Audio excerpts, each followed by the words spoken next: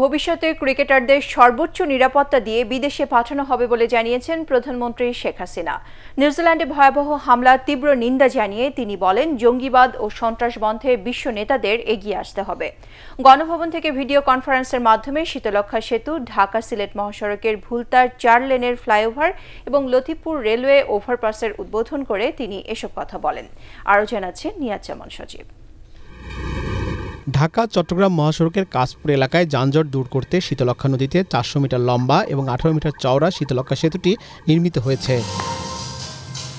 নির্ধারিত সময়ের 4 মাস আগেই গণভবন থেকে ভিডিও কনফারেন্সে যান চলাচলের জন্য 4 লেন সেতুটি উদ্বোধন করেন প্রধানমন্ত্রী শেখ হাসিনা। একটা তো কাশপুর সেতু, ওটা তো আছে, ওটা তো নষ্ট হয়নি, এটা আমরা শীতলক্ষ্যা সেতু বললেই তো হতো। একই সাথে ঢাকা সিলেট মহাসড়কের ভুলতায় 4 লেন ফ্লাইওভার এবং ঢাকা টাঙ্গাইল মহাসড়কের লতিফপুরে রেলওয়ে ওভারপাস উদ্বোধন করেন সরকার প্রধান। এ সময় চালকদের পর্যাপ্ত বিশ্রামের বিষয়ে নজর দেওয়ার তাগিদ দিয়ে সড়ক দুর্ঘটনা এড়াতে রাস্তা পারাপারে পথচারীদের সচেতন হওয়ার পরামর্শ দেন প্রধানমন্ত্রী।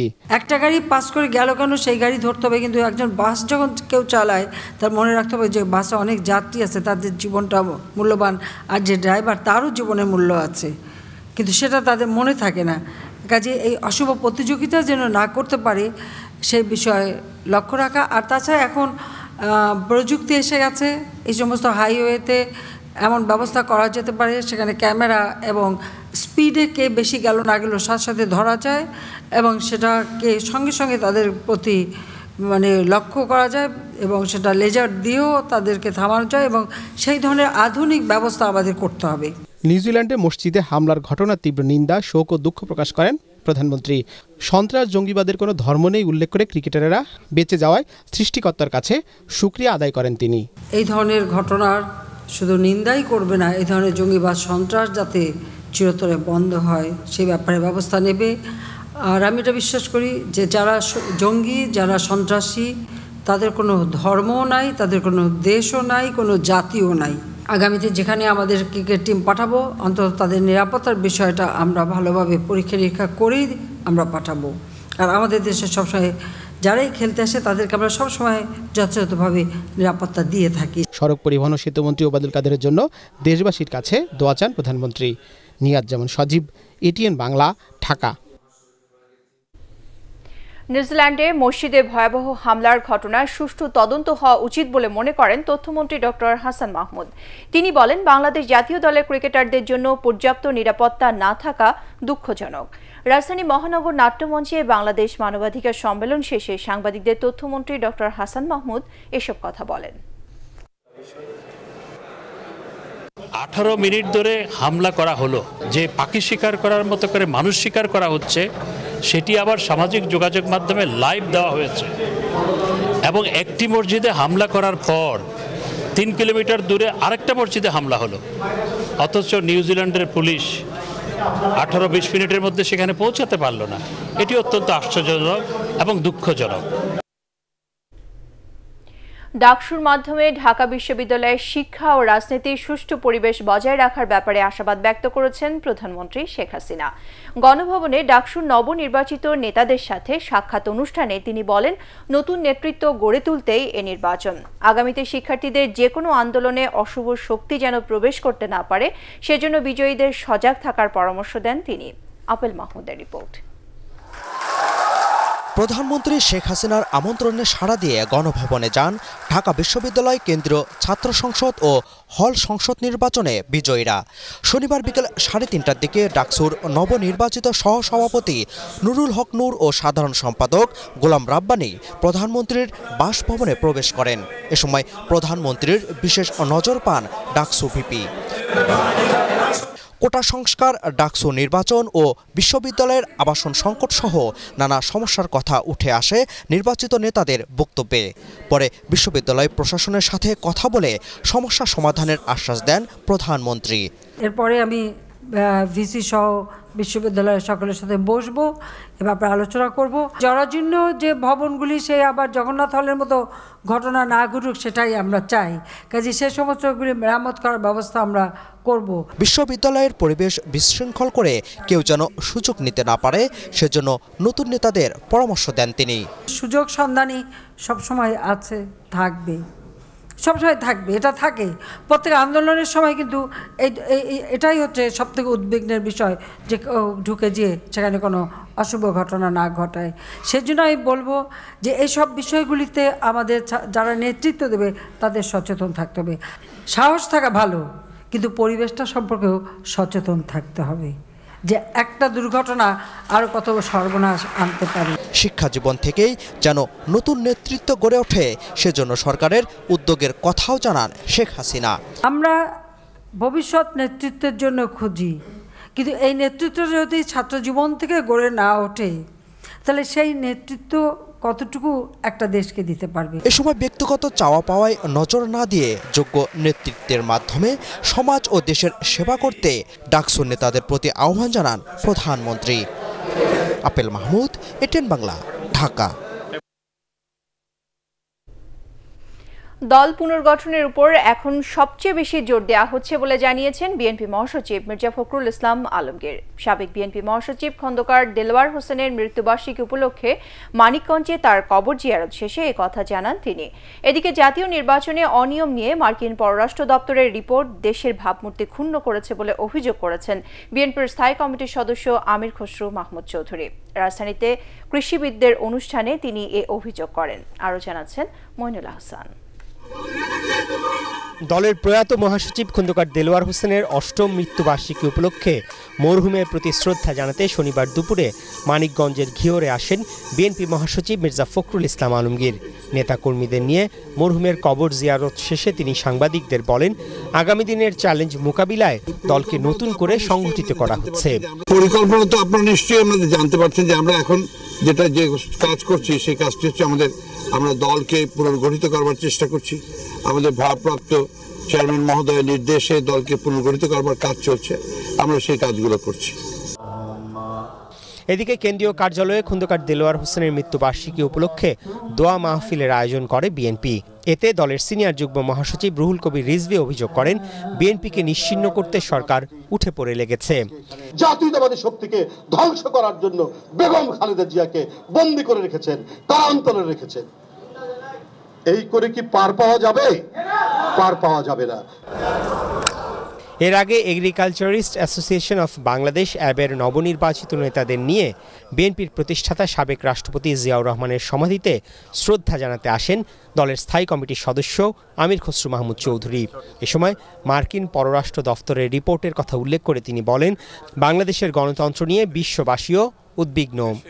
তারা শুধু এই নির্বাচনকে বাতিল করে নাই, নির্বাচন এটাকে প্রত্যাখ্যান করেনি, তারা সাথে সাথে যে কাজটি করেছে সেটা হচ্ছে দেশনেত্রী বেগম খালেদা জিয়া গণতন্ত্রের মার বিরুদ্ধে যে মামলা হয়েছে, সেই মামলা যে একটা মিথ্যা মামলা, তারও প্রতিফলন ঘটেছে এই রিপোর্টে কিন্তু। এবং বাংলাদেশের হিউম্যান রাইটসের যত ভায়োলেশন হচ্ছে সেটা এই রিপোর্টে প্রতিফলন ঘটেছে, এবং এটা বাংলাদেশের ভাবমূর্তির জন্য খুবই ক্ষতিকর। আমির খসরু অভিযোগ করেন, গণশুনানির নামে গ্যাসের মূল্য বাড়ানোর প্রস্তাব জনগণের সাথে প্রতারণার শামিল। মইনুল আহসান, এটিএন বাংলা, ঢাকা। বঙ্গবন্ধুর জন্মদিন উপলক্ষে গরিব ও দুস্থদের মধ্যে রিকশা এবং ভ্যান বিতরণ করেছে আওয়ামী লীগের ত্রাণ ও সমাজ কল্যাণ উপকমিটি। ধানমন্ডির ৩২ নম্বরে বঙ্গবন্ধু স্মৃতি জাদুঘরের সামনে আয়োজিত এক অনুষ্ঠানে এসব বিতরণ করা হয়। এর আগে এক আলোচনা সভায় আওয়ামী লীগ নেতারা বলেন, সরকার দুস্থদের ভাগ্য উন্নয়নে কাজ করছে। এরই অংশ হিসেবে গত কয়েক বছর ধরে গরিবদের বিনামূল্যে রিকশা ও ভ্যান দেওয়া হচ্ছে। আওয়ামী লীগ প্রেসিডিয়াম সদস্য মতিয়া চৌধুরী, যুগ্ম সাধারণ সম্পাদক মাহবুবুল আলম হানিফ, জাহাঙ্গীর কবির নানক এতে উপস্থিত ছিলেন। এ সময় ২০ দলীয় জোটের সমালোচনা করে আওয়ামী লীগ নেতারা বলেন, জনগণের প্রতি ভালোবাসা না থাকায় বিলুপ্তির মুখে বিএনপি। এই দেশের মানুষের সম্পদ লুট করার কারণে বেগম খালেদা জিয়া কারাগারে, তার দল আজকে নিশ্চিহ্ন হওয়ার পথে, বিলীন হওয়ার পথে। যে কোনো নির্বাচনে গেলেই মানুষের মুখ ফিরিয়ে নিয়েছে তার প্রমাণ পাওয়া যায়। কারণ যে দলের শীর্ষ নেতা নেত্রী দুর্নীতি এবং সন্ত্রাসের কারণে আদালত কর্তৃক দণ্ডপ্রাপ্ত হয়ে কারাগারে এবং জেলখানা এবং পলাতক, তাদের প্রতি সাধারণ মানুষের আস্থা থাকতে পারে না। বড় প্রমাণ ফায়ার সার্ভিসের তথ্য।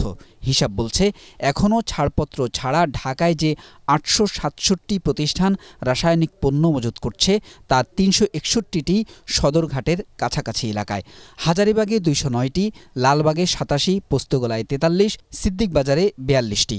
আর ফাইলবন্দি অগ্নিকাণ্ড ঠেকাতে নিমতলী তদন্ত কমিটির 17 দফা সুপারিশ। এক আসামি হলো আগুন আর এক আসামি হলো কেমিক্যাল, এই দুইজনকে আসামি করার ফলে আরো যে 15-20 জন আসামি আছে খালাস পেয়ে যাচ্ছে।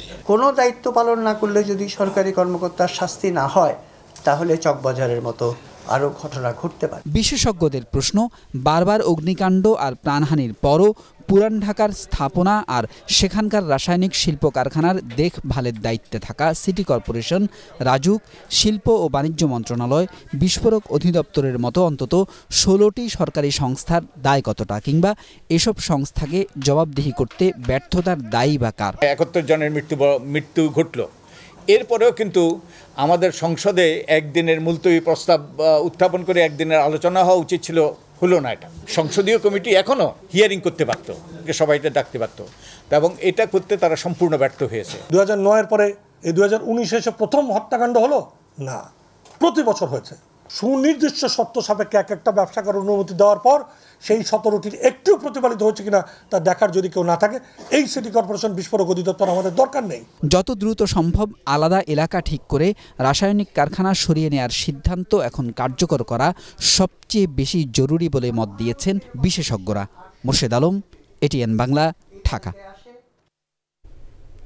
ক্ষুদ্র উদ্যোক্তাদের সহজ শর্তে ব্যাংক ঋণ দেওয়ার আহ্বান জানিয়েছেন শিল্পমন্ত্রী নুরুল মজিদ মাহমুদ হুমায়ুন। তিনি জানান, এসএমই খাতে কর্মসংস্থান বাড়াতে মূলধন প্রয়োজন, এজন্য সুদের হার কমানোরও পরামর্শ দেন তিনি।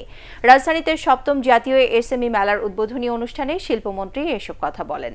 বিস্তারিত জানাচ্ছেন শারফুল আলম। ক্ষুদ্র ও মাঝারি শিল্পের উদ্যোক্তাদের নিয়ে রাজধানীর বঙ্গবন্ধু আন্তর্জাতিক সম্মেলন কেন্দ্রে শুরু হয়েছে এসএমই মেলা।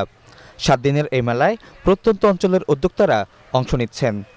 এতে পাট, খাদ্য ও কৃষি, চামড়া, প্লাস্টিক, হস্তশিল্প, পোশাক, ইলেকট্রিক ও আইটি সহ বিভিন্ন পণ্য ও সেবা সামগ্রী প্রদর্শন করা হচ্ছে। এটাই থাকে আমার টার্গেট, যে হ্যাঁ আমি এখান থেকে একজন ভালো একটা বড় মাপের যে বায়ার খুঁজে পাবো। 1200 টাকা, 1000 টাকা থেকে শুরু করে 4000 টাকা পর্যন্ত ব্যাগ আছে। সপ্তমবারের মতো এই মেলায় 280টি প্রতিষ্ঠান অংশ নিচ্ছে, যাদের বেশিরভাগই নারী উদ্যোক্তা। এমন আয়োজনে পণ্য বিক্রির পাশাপাশি পণ্যের অগ্রিম অর্ডার ও ব্যবসার প্রসার হয় বলে মনে করেন উদ্যোক্তারা।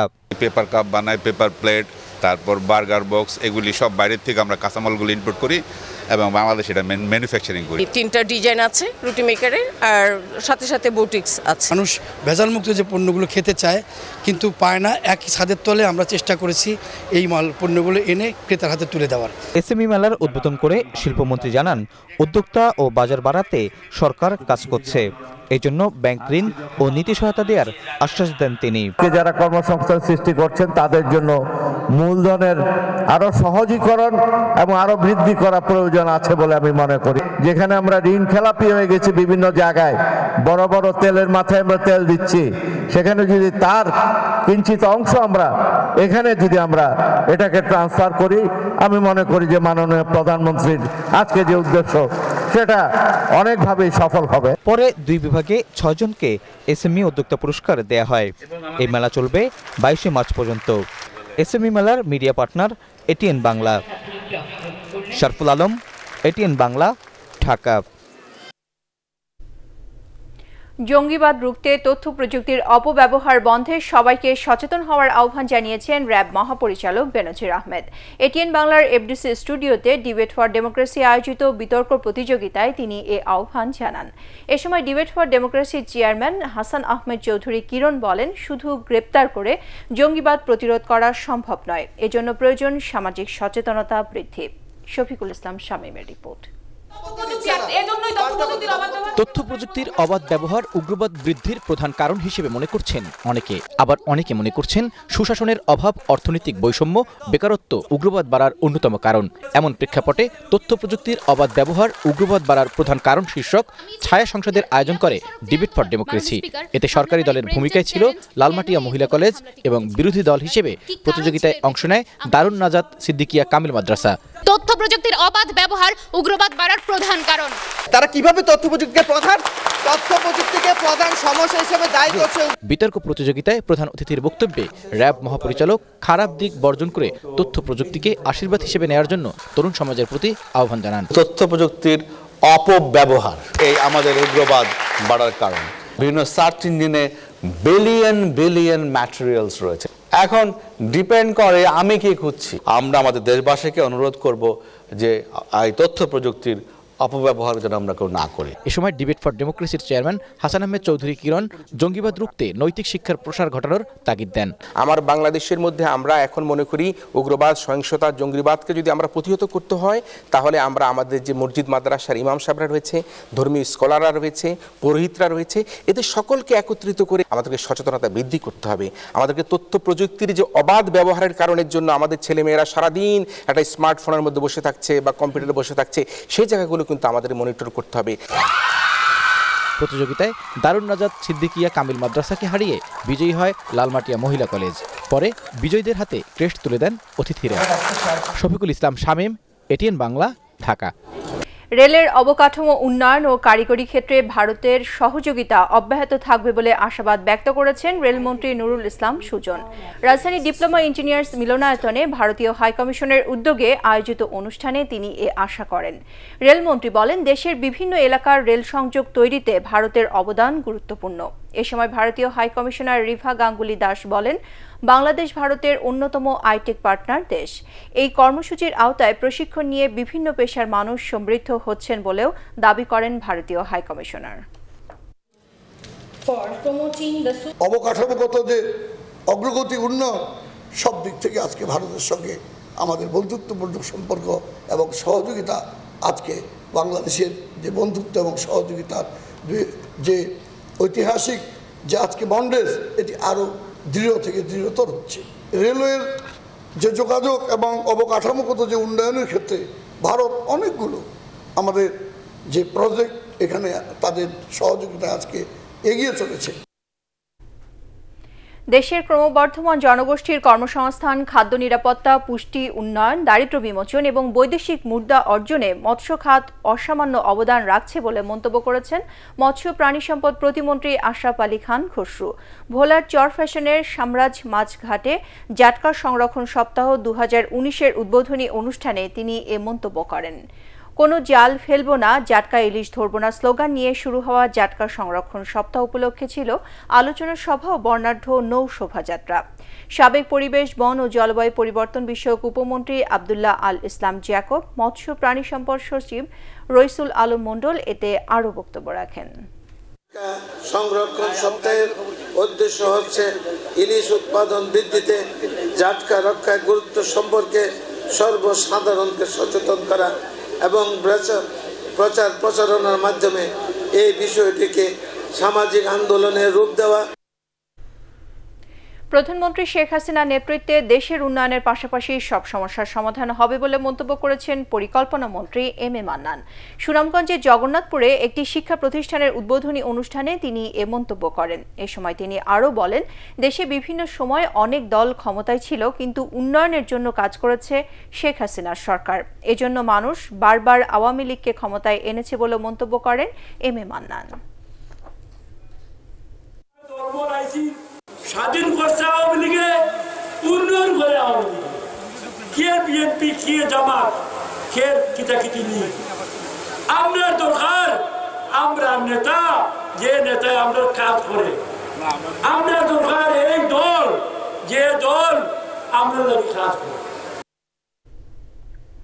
ত্রাণ বিতরণে অনিয়ম করলে সংশ্লিষ্টদের বিরুদ্ধে কঠোর ব্যবস্থা নেওয়া হবে বলে হুঁশিয়ার করে দিয়েছেন দুর্যোগ ব্যবস্থাপনা ও ত্রাণ প্রতিমন্ত্রী ডাক্তার এনামুর রহমান। সাভারের কলমা এলাকায় একটি স্কুল ভবনের ভিত্তিপ্রস্তর স্থাপন অনুষ্ঠানে তিনি এ হুঁশিয়ারি উচ্চারণ করেন।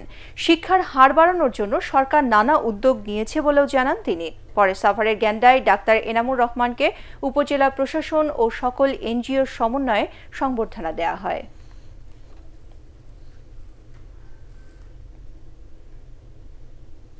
ভয় দেখিয়ে নয়, স্নেহ ও ভালোবাসা দিয়ে কোমলমতি শিশুদের মেধা বিকশিত করতে অভিভাবকদের প্রতি আহ্বান জানিয়েছেন জনপ্রশাসন প্রতিমন্ত্রী ফরহাদ হোসেন।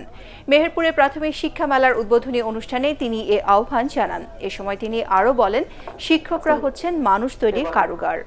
আদর্শ ও দেশপ্রেমিক নাগরিক তৈরিতে শিক্ষকদের গুরুত্বপূর্ণ ভূমিকা রাখার উপর গুরুত্ব আরোপ করেন জনপ্রশাসন প্রতিমন্ত্রী। দ্বিতীয় ধাপের উপজেলা নির্বাচনে নওগাঁয় দিনরাত ভোটারদের দাঁড়ে দাঁড়ে ছুটছেন প্রার্থীরা, দিচ্ছেন নানা প্রতিশ্রুতি। জেলার সবচেয়ে বড় উপজেলা মান্দা আর বরেন্দ্র উপজেলা সাপাহার ও পোরশার এইসব প্রার্থীদের যেন দম ফেলারও সময় নেই। 3 উপজেলাতেই রয়েছে আওয়ামী লীগের বিদ্রোহী বা স্বতন্ত্র প্রার্থী। নির্বাচনকে সামনে রেখে পোস্টারে ছেয়ে গেছে এসব উপজেলা। উন্নয়ন আর প্রতিশ্রুতির নানা সমীকরণে ভোটাররাও সিদ্ধান্ত নিতে শুরু করেছেন কাকে ভোট দেবেন। তবে কে হাসবেন বিজয়ের হাসি তা দেখতে অপেক্ষা করতে হবে 18 মার্চ পর্যন্ত। শেষ মুহূর্তের প্রচারণায় ব্যস্ত বান্দরবানের 7 উপজেলার চেয়ারম্যান ও ভাইস চেয়ারম্যান প্রার্থীরা। এবার নির্বাচনে বান্দরবানের চেয়ারম্যান পদে প্রতিদ্বন্দ্বিতা করছেন 17 জন, ভাইস চেয়ারম্যান পদে 19 জন এবং মহিলা ভাইস চেয়ারম্যান পদে 14 জন প্রার্থী। নির্বাচন সুষ্ঠু করতে প্রশাসন ব্যাপক প্রস্তুতি নিয়েছে। জেলার 13টি দুর্গম ভোট কেন্দ্রে নির্বাচনী সরঞ্জাম ও সংশ্লিষ্টদের হেলিকপ্টারে নিয়ে যাওয়ার কাজ শুরু হয়েছে। এবারে আল আরাফা ইসলামী ব্যাংক অর্থ সংবাদ।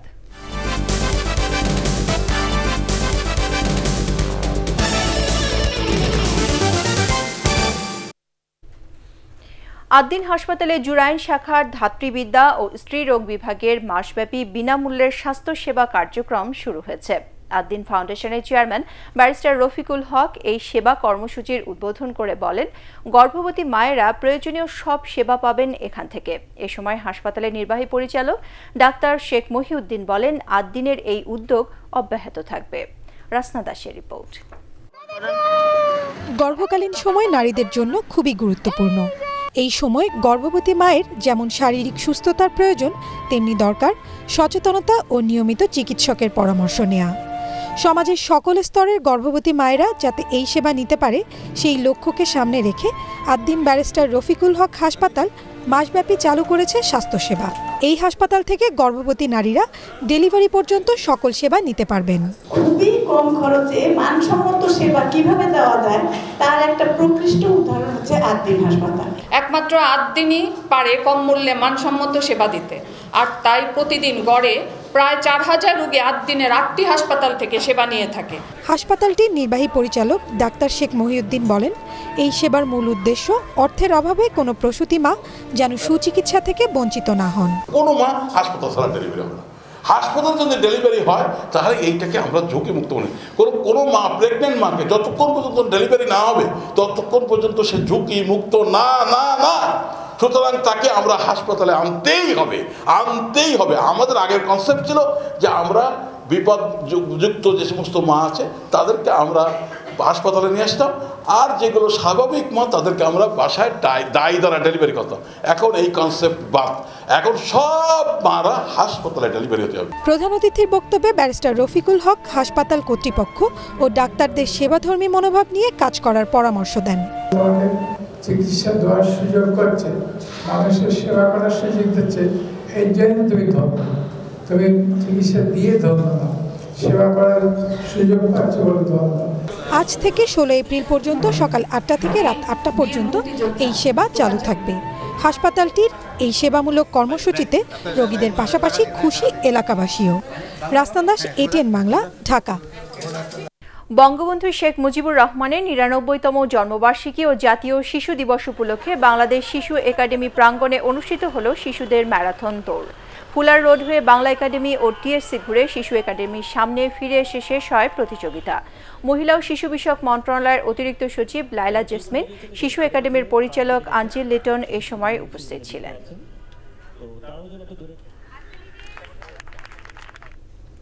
নানা কর্মসূচির মধ্য দিয়ে পাবনায় শেষ হলো ঈশ্বরদী সরকারি সারা মারোয়ারি স্কুল অ্যান্ড কলেজের শতবর্ষপূর্তি অনুষ্ঠান। প্রতিষ্ঠানের সাবেক ছাত্র এবং প্রাথমিক ও গণশিক্ষা প্রতিমন্ত্রী জাকির হোসেন, রাজশাহী বিশ্ববিদ্যালয়ের সাবেক উপাচার্য ডক্টর আব্দুল খালেক, ঢাকা বিশ্ববিদ্যালয়ের অধ্যাপক হাসিবুর রশিদ বাচ্চু এতে বক্তব্য রাখেন। রাতে ছিল মনোজ্ঞ সাংস্কৃতিক আয়োজন। অনুষ্ঠানে মিডিয়া পার্টনার ছিল এটিএন বাংলা।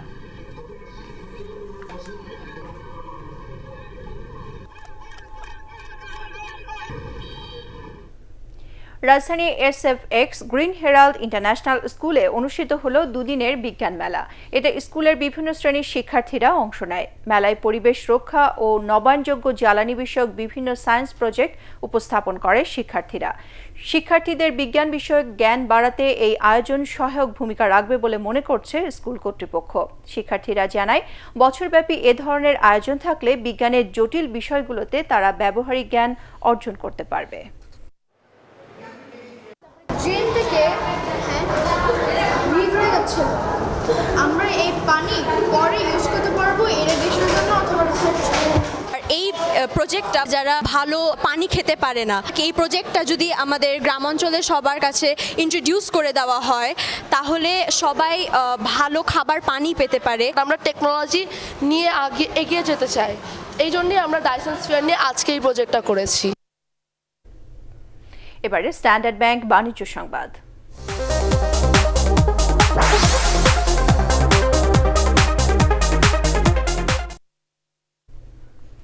রপ্তানি ক্ষেত্রে তৈরি পোশাক খাতের মতো ইলেকট্রনিক্স খাতেও প্রণোদনা দেওয়া হবে বলে জানিয়েছেন NBR chairman Mosharraf Hossain Bhuiyan.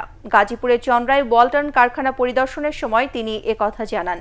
NBR সদস্য রেজাউল হাসান, ফিরোজ শাহ আলম, কানন কুমার রায়, ওয়ালটন হাইটেক ইন্ডাস্ট্রিজের vice chairman SM Shamsul Alam, ব্যবস্থাপনা পরিচালক SM আশরাফুল আলম, পরিচালক SM রেজাউল আলম, ওয়ালটন গ্রুপের পরিচালক SM মঞ্জুরুল আলম, তাহমিনা আফরোজ তান্না, রাইসা সিগমা হিমা এ সময় উপস্থিত ছিলেন।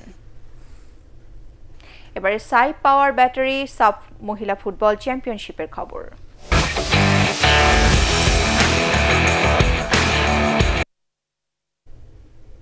সাব মহিলা ফুটবল চ্যাম্পিয়নশিপে গ্রুপ পর্বের শেষ ম্যাচে নেপালের কাছে 3-0 গোলে হেরেছে বাংলাদেশ। এতে গ্রুপ রানার্স আপ হয়ে শেষ 4-এ জায়গা পেল তারা। সেমিফাইনালে ভারত অথবা শ্রীলঙ্কার মুখোমুখি হবেন সাবিনারা। নেপাল থেকে রিপোর্ট করছেন SM আশরাফ। ফুটবল শক্তির খেলা, তবে তার চেয়েও গুরুত্বপূর্ণ মস্তিষ্কের ব্যবহারটাও। সেখানেই পিছিয়ে থাকলো বাংলাদেশের মেয়েরা। তাতে মাত্র 5 মিনিটেই নিজেদের জালে বল পাঠিয়ে দিলেন মাসুরা পারভিন। শুধু তাই নয়, পাসিং, বল কন্ট্রোল, প্রতিপক্ষের স্ট্রাইকারদের আটকানোর কৌশল, সব বিভাগই হাবুডুবু খায় গোলাম রব্বানী ছোটনের শিষ্যরা। 22 মিনিটে সাবিত্রা ভান্ডারী যে গোল করলেন, বাপ্রান্তে রক্ষণবাগের ভুলটাও তাতে ফুটে উঠল। নেপালের নম্বর 9কে আটকাতে হিমশিম খেতে হয়েছে মাসুরা আখি খাতুনদের। বাংলাদেশের জালে তৃতীয় গোলটি স্বাগতিকদের ফুটবল পরিণত বোধেরই উদাহরণ।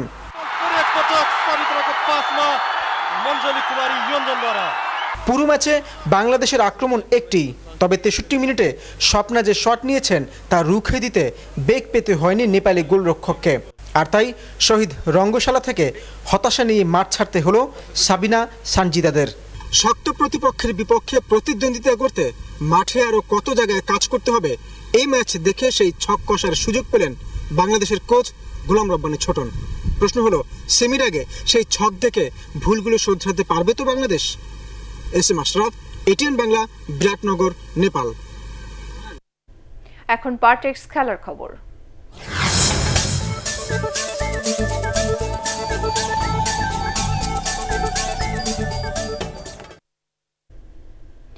বাফুফের নির্বাহী কমিটির সদস্য মাহফুজা আক্তার কিরণের জামিন আবেদন নামঞ্জুর করে জেল হাজতে পাঠিয়েছে আদালত। এর আগে প্রধানমন্ত্রী শেখ হাসিনাকে নিয়ে কটূক্তি এবং ফুটবল ও ক্রিকেট সংগঠকদের হেয় করে বক্তব্য দেয়ায় কিরণের বিরুদ্ধে মামলা করেন বাড্ডা জাগরণী ক্রীড়া সংঘের সহসভাপতি আবু হাসান চৌধুরী প্রিন্স।